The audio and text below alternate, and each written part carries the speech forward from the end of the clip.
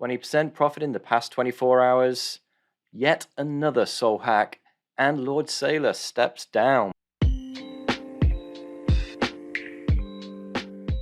Hello, welcome to Big Wick Energy, a 100% automated copy trading bot fully managed by the Block Party trading team.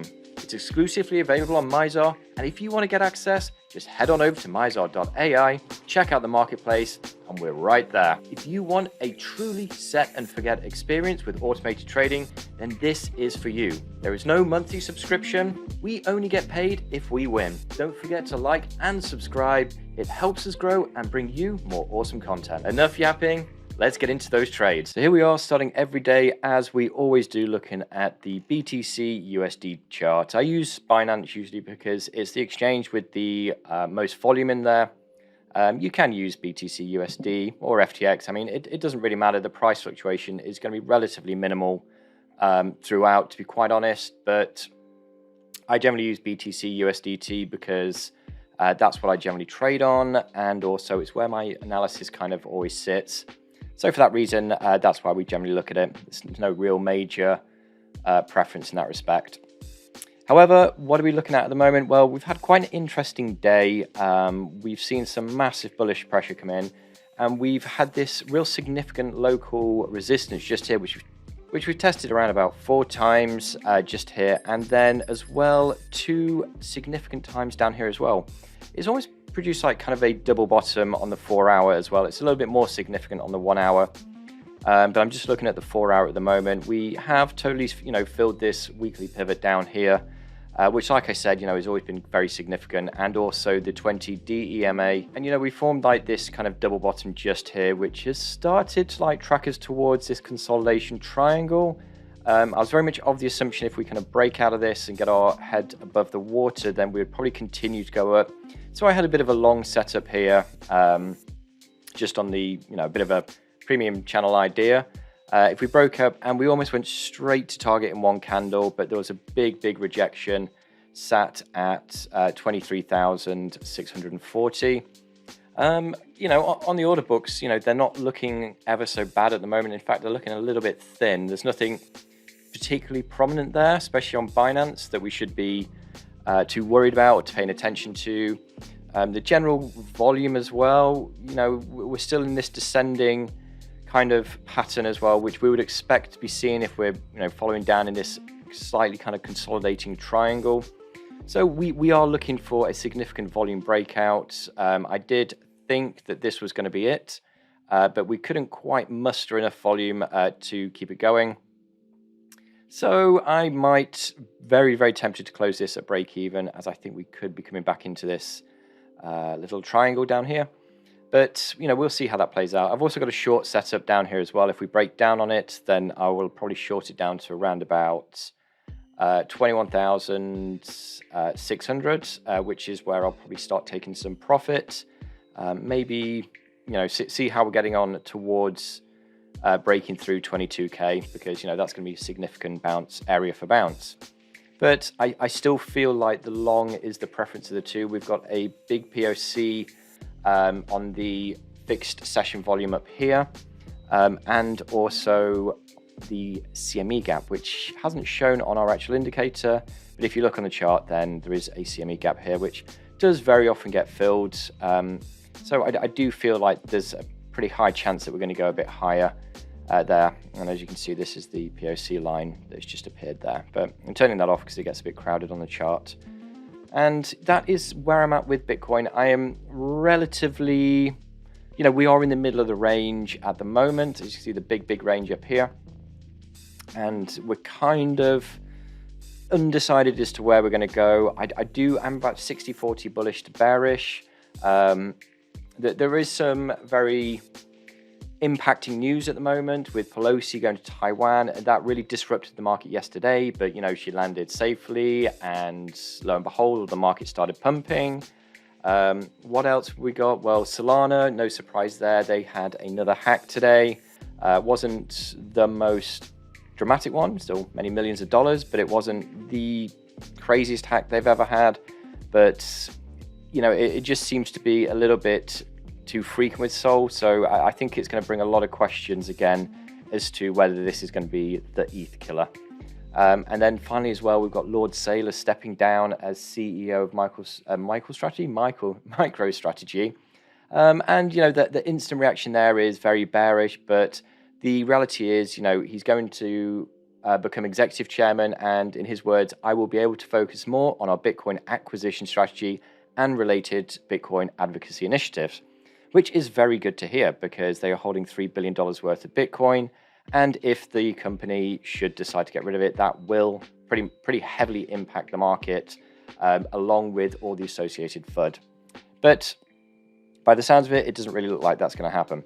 So let's dive into the current portfolio and where we're at and what we've got open.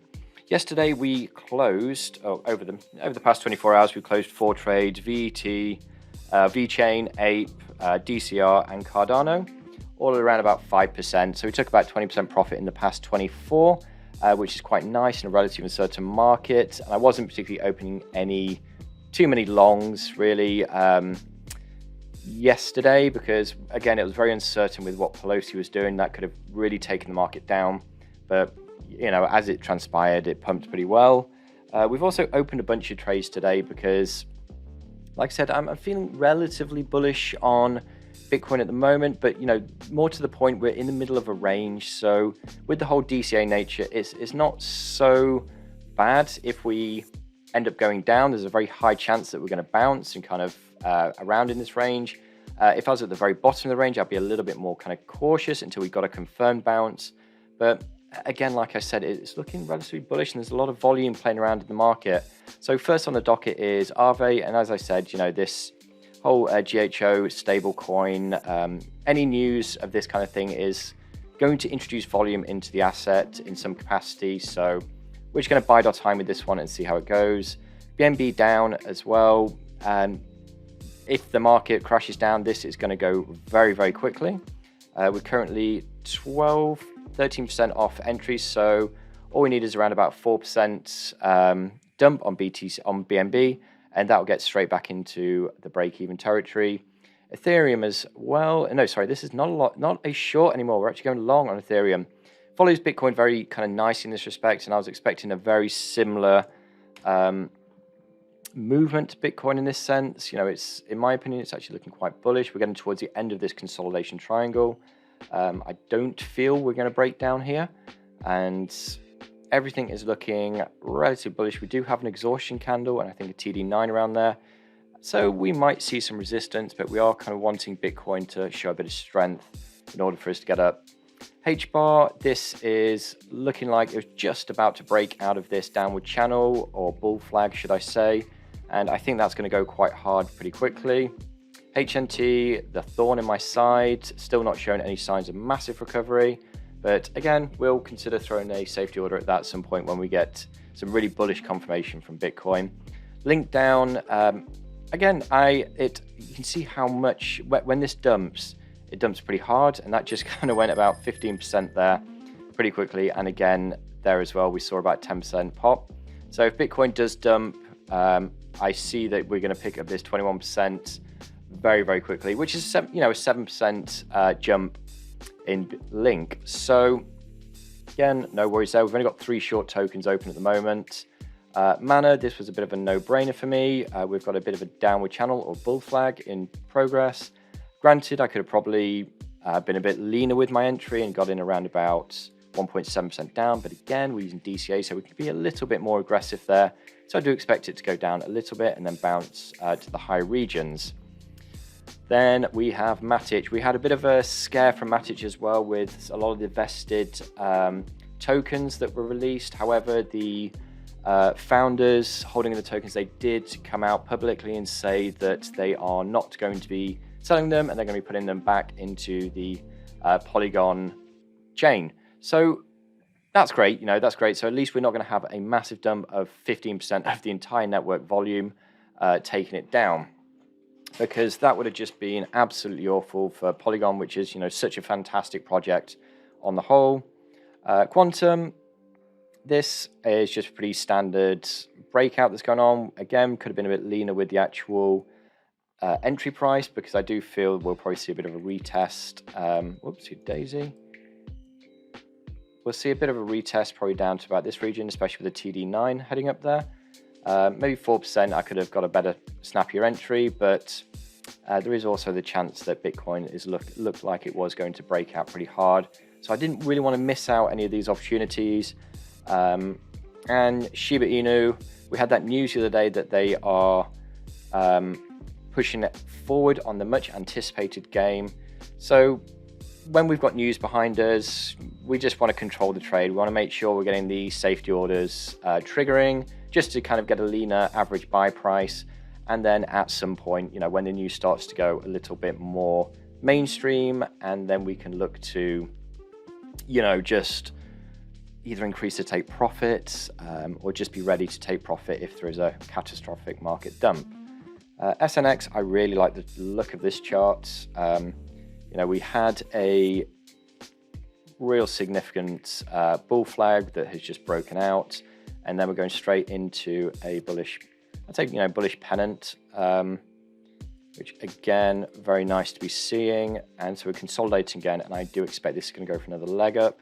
Haven't done it yet, but I think I might actually increase the take profit here because I think there's going to be a lot more room to grow there. So, we just spoke about the hack that they had there. Everyone is relatively desensitized to it now. So I was a little bit late on joining in on the bounce, but you can, that dropped what, 9%, 8.3% overnight, and it's just reclaimed that so quickly, and it's back up to got rejected from the 20 DMA, and arguably we could say that this is on a retrace, but I just don't feel that's the market sentiment at the moment. And yeah, I'll keep my eye on it. Anything could happen, but I think the worst news is over. The FUD is over for Sol, so now it's just a case of making people whole again, if and where they can.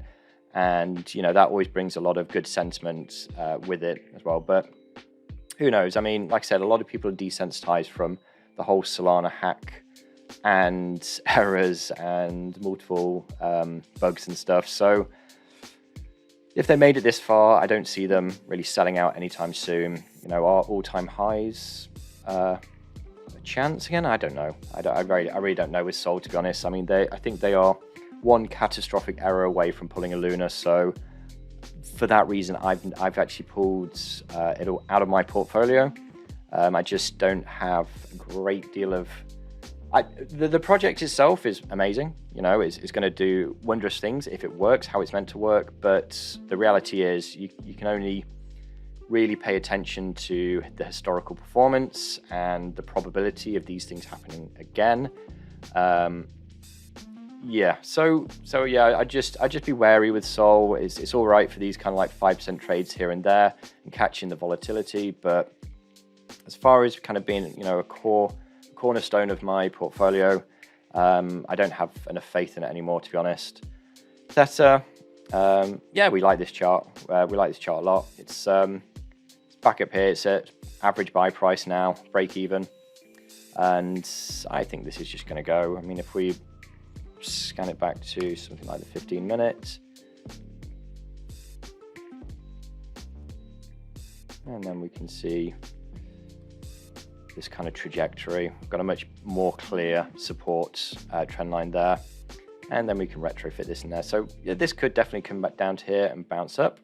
It's looking quite nice, but for the most part, it tried to escape here, and then it got pulled back in. So we're in a bit of a consolidation cycle comparatively, but I think by default we can touch this 5% pretty easily. So yep, not too worried about that at all. We kind of are always at the mercy of Bitcoin. Bitcoin isn't looking too bad. It showed a big rejection after the breakout, but it hasn't cascaded back down, which is actually super promising. So that means there's a lot of volume coming in, and that is actually what we see. We'll probably have a quick look at Bitcoin at the end of all this. TRX, the bane of my life. This is still just waiting to see what happens. What we do want, obviously what we never want is a big crash in Bitcoin, but would be nice if we had a great big wicked candle down, which brought TRX down, BNB down, and Link down as well, and that would just take them all to profit and then straight back up. But again, not too worried because these things move at pace. So if we do see a dump in TRX, you know, this is going to close almost immediately. XRP, love this chart. Like, this is looking like a perfect opportunity for a bull flag breakout. We came down, filled this weekly pivot nicely, bounced off both the 50 and arguably the 20 DMA as well. It's all just looking very tasty for that. XRP, you know, I can say this, that rumors are circulating around about him having a lot of success against the SEC. Although, you know, we have been hearing that for the past year as well. Every single week, you know, there's a new breakthrough. But as far as like tangible confirmation, you know, nobody knows. Even XRP, even SRP, even Ripple, or even the SEC don't even know yet. I don't even think even the judge knows yet. So we just have to wait and see somewhat. Like I said, I've gone over this many times, but XRP, the price is dialed in now. This is as bad as it's going to get. So it is now moving in confluence or correlation, should I say, with the rest of the market. I don't feel there's going to be any additional bearish pressure, really, regardless of whatever the outcome of the case is. Everybody just assumes the worst at the moment, so it can really only get better. So pretty much like every time you close an XRP trade, you kind of really want to be reopening it, but not straight away, but like when you get a decent, any kind of decent entry for it, then it's an asset that you really want to kind of just be getting back into, because it's so easy to make a reliable 5%. And here we are back at Bitcoin, and we are just still holding on. I don't want to go down that far. I really don't want to get back in too heavily into this channel. Not channel, but triangle, but it's looking like we might be. It's not the end of the world, you know. We can just wrestle around here, and then we can start taking little shorts and little longs here and there, but consolidation is just boring. I want to kind of get more to breakouts and where we're going. But anyway, that sums up the block party trading portfolio, and also vicariously the BigWick Energy bot as well, which is available only on Mizar, and it is a 100% set and forget bot, all managed, and you can catch up on the videos every day, Monday to Friday. Believe it or not, we do have weekends off. And of course, please like and subscribe on YouTube. It really helps us continue to bring this kind of content.